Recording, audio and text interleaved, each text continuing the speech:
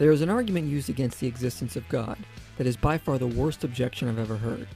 You won't find it used among professional philosophers, but instead, I tend to encounter it in great amounts online among laymen. When theists argue from cosmological or contingency arguments that God created the universe, the worst reply a skeptic can make is, who created God? What created God? If God did indeed have a beginning, by the simple logic of cause and effect, there had to be an agent separate and apart from the effect that caused it. So then I want to know where God came from. Who created God? Who created the person who created God? Who created the person who created the person who created God? Design is dead, otherwise one must explain who designed the designer. Who created this God? This, in my opinion, is by far the worst objection ever made by a skeptic.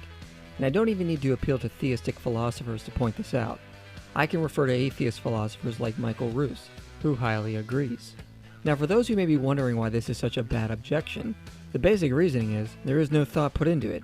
Just because we can argue the universe was created, that doesn't mean we imply that everything needs a creator to exist. How the skeptic can make this leap is beyond me. No theist argues everything needs a creator. Look at the very simple Kalam cosmological argument. The first premise is not everything has a cause, but that everything that begins to exist has a cause. Obviously, we're not implying everything has a creator, but only things that have a beginning.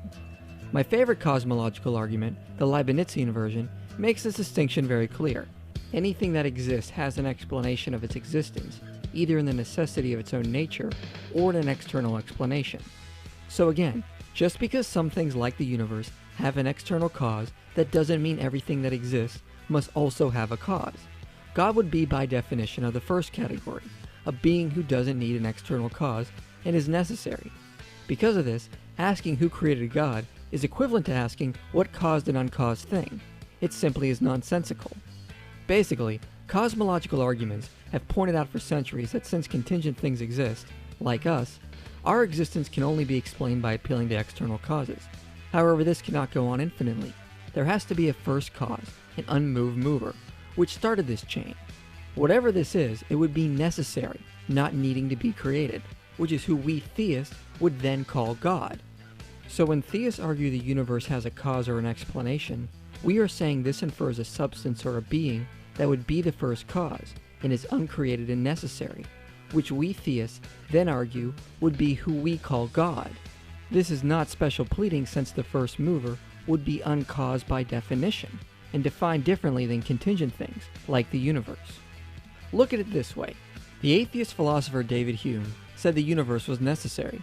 If you would have gone to David Hume and tried to refute his theory the universe was uncaused by asking if the universe is the explanation of our existence, then what created the universe, he would have simply replied he stated the universe is necessary, and therefore didn't need a creator. Now I bring this up because when I've tried to point this out to skeptics in the past, they commonly reply by saying, if God doesn't need a creator, then why does the universe?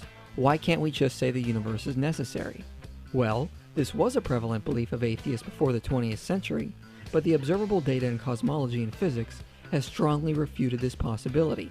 An overwhelming amount of evidence now shows our space-time is contingent and had a beginning, so it cannot be necessary in and of itself. Now, of course, we can have a conversation over what is the most likely cause of the universe, and I've argued the theistic case in more detail elsewhere. But the basic point is simply asking who created God is a ridiculous objection, and I don't even need to appeal to theistic philosophers to point this out. I'll leave you with the words of the atheist philosopher Michael Ruse, who responded to Richard Dawkins when he tried this objection. Yeah, philosophy 100 undergraduate response, what caused God? You know, we've all done it. We've all been there. And, you know, I mean, it's a good question, but, you know, it's not the end of the argument. Dawkins then triumphantly says, there you are, bad argument, let's move on. You know, and I know, that Christians, St. Augustine, certainly St. Thomas, spent a hell of a lot of, I mean, they knew this.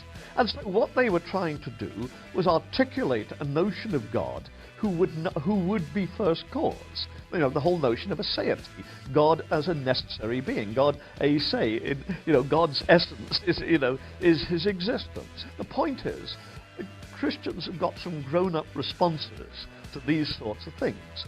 And I think that Dawkins does a serious misservice to the cause of non-belief by not being prepared to take seriously the kinds of things that believers believe in.